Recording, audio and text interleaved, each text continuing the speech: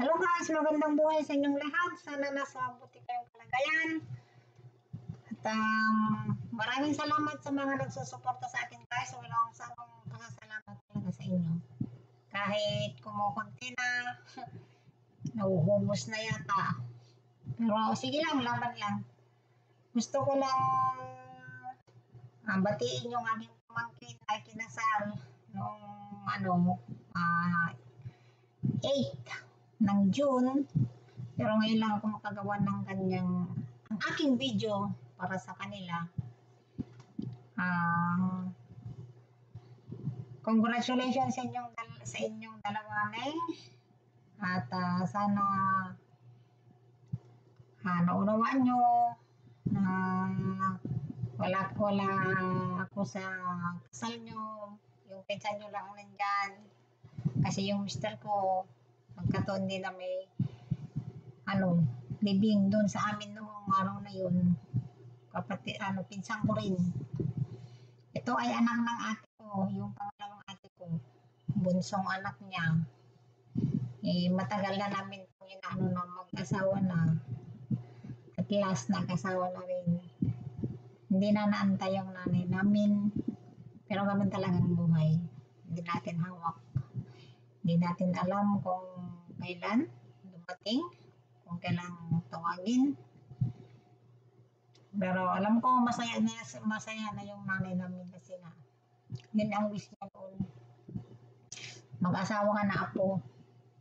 May edad ka na. Ayan. Ang tangkad nitong bata na ito, grabe. Grabe guys.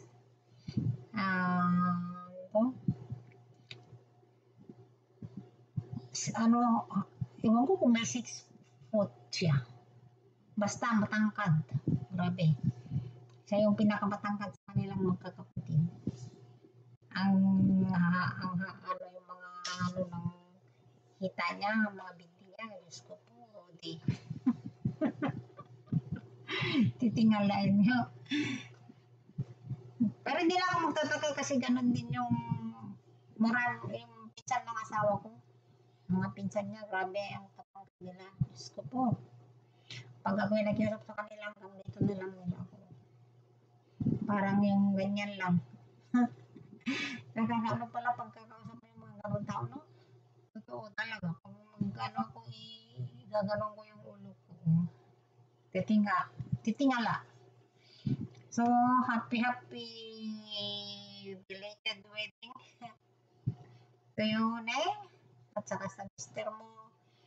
At sana lahat ay nag-enjoy. Nakita naman sa mga video, sa mga pictures. At tuwang-tuwa lahat. Ayan. Tingnan nyo guys, kahit marami kang anak, kapag nag-asawa na sila, iiwanan ka.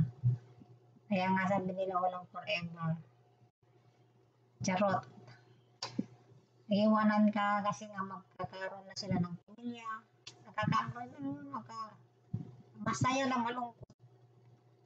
Pagka ganun yung nangyayari, di ba? Kasi noong nag-asawa ka, iniwanan mo rin yung nanay, yung parents mo, kapatid mo.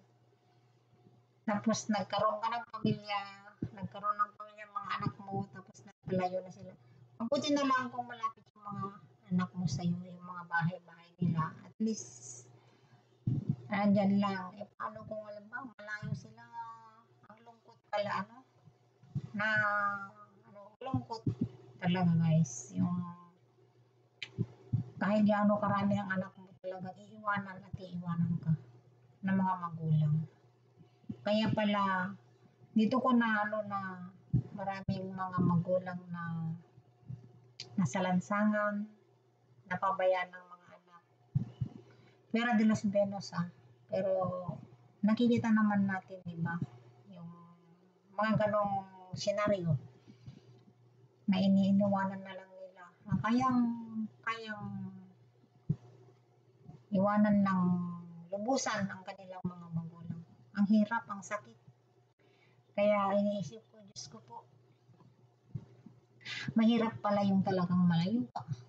Malayo sa siyempre ba yung nandyan sa tabi mo, kapitbahay mo lang yung anak mo, at least makikita ka araw-araw. Kaysa yung ibang lugar, ibang ano, lalo na ngayon, ang mahal ng ano, crudo, gasolina. Siyempre, hindi ka naman makakalis kung walang pera.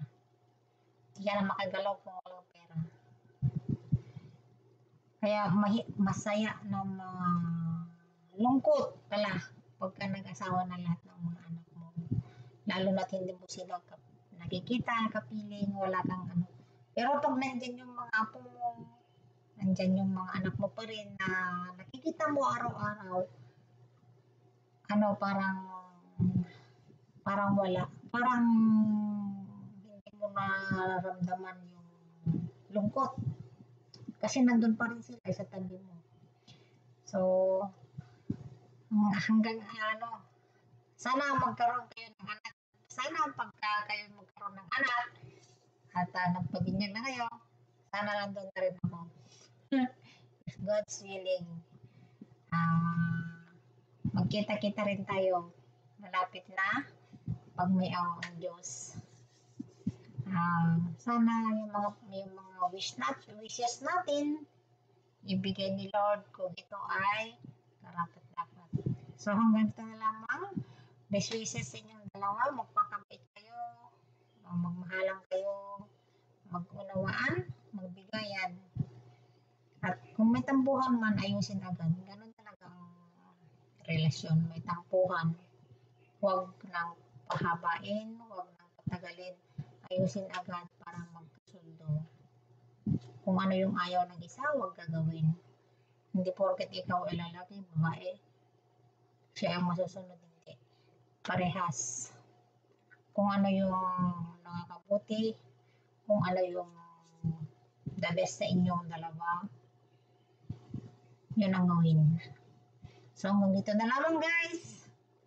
Best wishes at good luck sa bagong yugto ng inyong buhay, mga anak. So, bye-bye!